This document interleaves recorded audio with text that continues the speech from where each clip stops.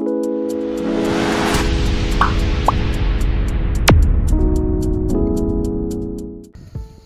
আলাইকুম, আশা করি সকলে ভালো আছেন।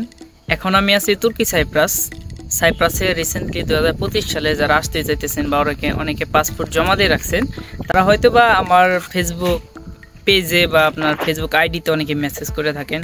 আমি সবসময় আপনাদের রিপ্লাই দেওয়ার চেষ্টা করতাম, বা ইনবক্সে যারা মেসেজ দেন বা কমেন্ট করেন, আমি সবসময় তাদের হেল্প করার চেষ্টা করতাম।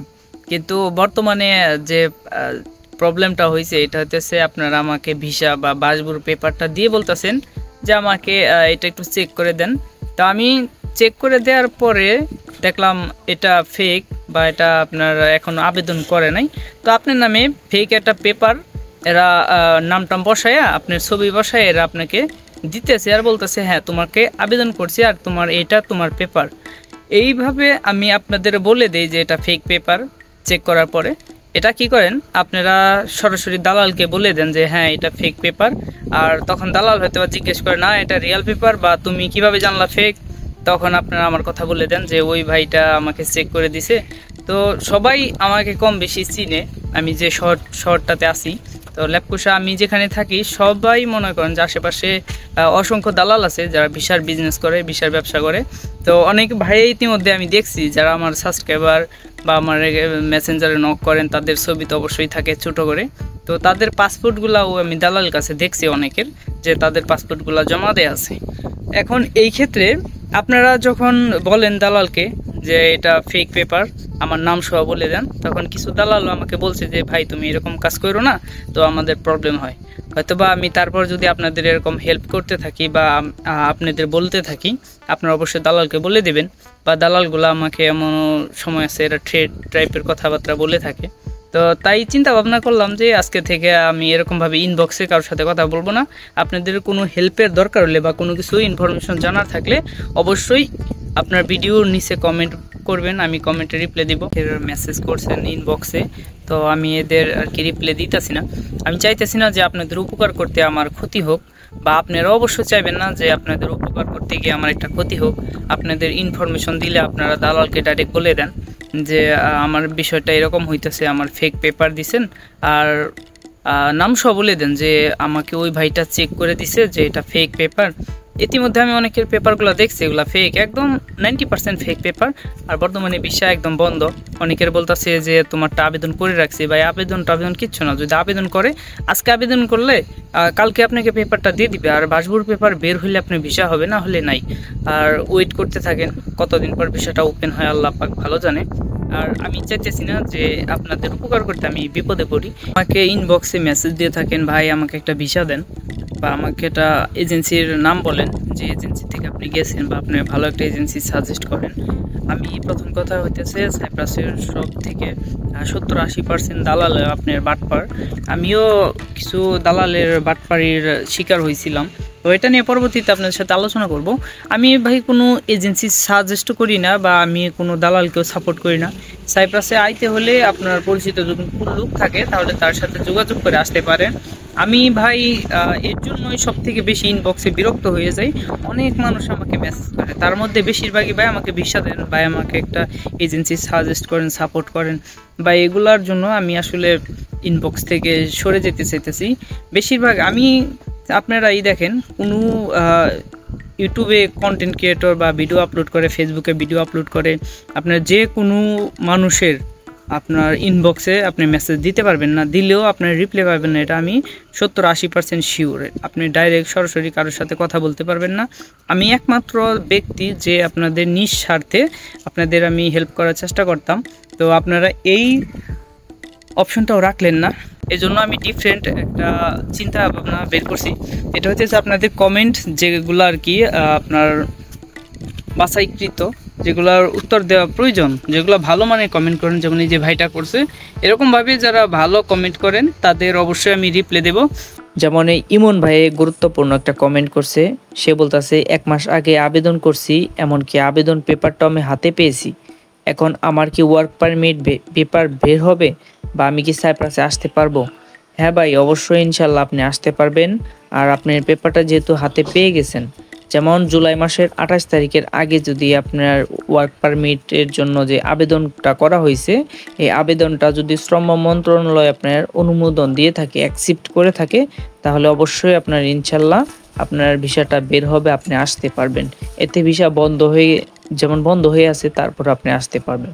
আর যাদের আবেদন এখনো পর্যন্ত গ্রহণ করে নাই, সরকার আবেদন করা হয়েছে কিন্তু গ্রহণ করে নাই, তারাও আসতে পারবে না। মাসুম ভাই কমেন্ট করছে, ভাই আমি বাসবুরু পেপার পেয়েছি কিন্তু বাসবুরু পেপারে কোনো স্ক্যান কিউআর কোড নাই, তাহলে কি আমার বাসবুরু পেপারটা সঠিক নাকি?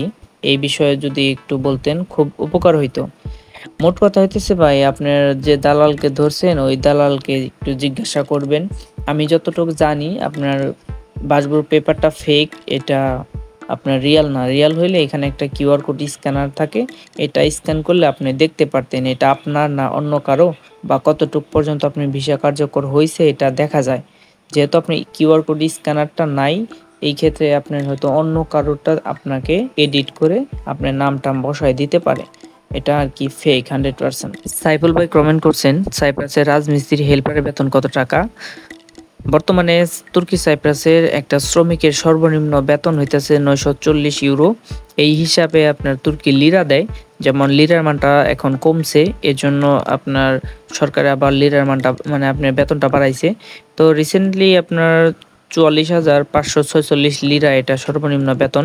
কিন্তু যারা প্রথম অবস্থায় তুর্কি সাইপ্রাসে আসেন থার্ড কান্ট্রি থেকে, তাদের বেতন একদমই কম হয়ে থাকে, বা এটা কোম্পানি ভেদে। যদি ডাইরেক্ট কোম্পানি আসতে পারেন তাহলে বেতন ভালো পাবেন, না হয় যদি ঠিকাদারে আসেন তাহলে আপনার সাথে কন্ট্যাক্ট থাকে যে আপনার বেতন থেকে ট্যাক্স বা ভ্যাটটা কেটে তারপর আপনার বেতনটা দিয়ে থাকে। তো এই হিসাবে বেতনটা কত টাকা এক্স্যাক্টলি এটা বলা কষ্ট, এটা শুধু একমাত্র দালালি বলতে পারবে আপনার বেতনটা কত টাকা হবে। ম্যান পাওয়ার ছাড়া তুর্কি সাইপ্রাসে গেলে কোনো প্রবলেম হবে নাকি? না ভাই, এই ক্ষেত্রে কোনো প্রবলেম হবে না, কারণ এটা করে থাকে শুধু এয়ারপোর্টে একটু যেন সমস্যা না হয় এই জন্য করে থাকে। ভাই ভিসার মেয়াদ শেষ হয়ে গেলে আবার কি রিনিউ করা যায়? জি ভাই, ভিসার মেয়াদ শেষ হলে আবার রিনিউ করা যায়, হয়তো 15-20 দিন সময় লাগে।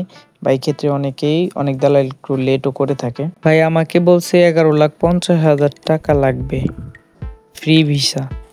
সাইপ্রাসে কোনো ফ্রি ভিসা বা ট্যুরিস্ট ভিসা এগুলা পাওয়া যায় না। এগুলা যেসব দালাল বলবে আপনারা নিঃসন্দেহে এটা বুঝে নেবেন যে এটা 100% এন্টি ভিসা। সবাই সতর্ক থাকবেন। তুর্কি সাইপ্রাস থেকে কি ইউরোপের অন্য কোনো দেশে যাওয়া যায়? না ভাই, যাওয়া যায় না, এরকম কোনো অপশন নাই। তবে আপনি যদি ভিসা পান, কেউ আপনাকে ভিসা দেয়, তাহলে যেতে পারবেন। ভাই এখন কি এন্টি ভিসায় যাওয়া ঠিক হবে? জি না ভাই, এখন এন্টি ভিসা আসা ঠিক হবে না, কারণ এন্টি ভিসা আসলে আপনার প্রতি মাসে বাংলার 50,000 টাকা নিজের ট্যাক্স নিজে দিতে হবে, তারপর আপনি বৈধ থাকবেন নাকি এটা সন্দেহ। রাফিন ভাই, আমি 5 মাস আগে পাসপোর্ট জমা দিছি আমার খালাতো ভাইয়ের কাছে। সে হোটেলে কাজ করে। সে বলল মুখে দাড়ি থাকলে সুপার শপ, রেস্টুরেন্ট, হোটেলে নেয় না। সত্য নাকি? হ্যাঁ ভাই, এটা সত্য।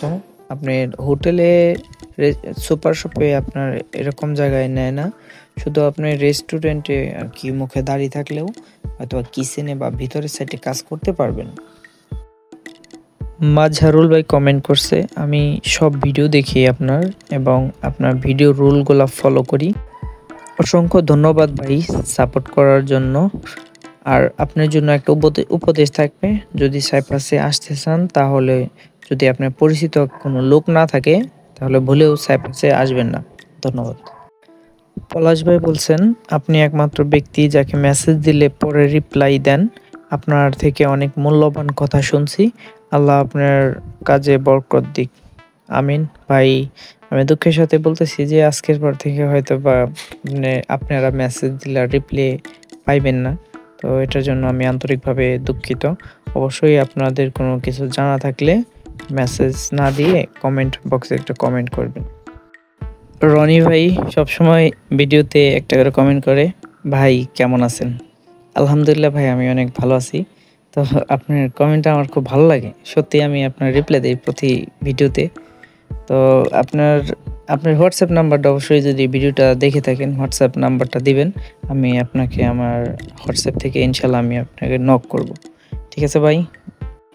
সাইপ্রাসের ভিসা কত দিনে বের হয়?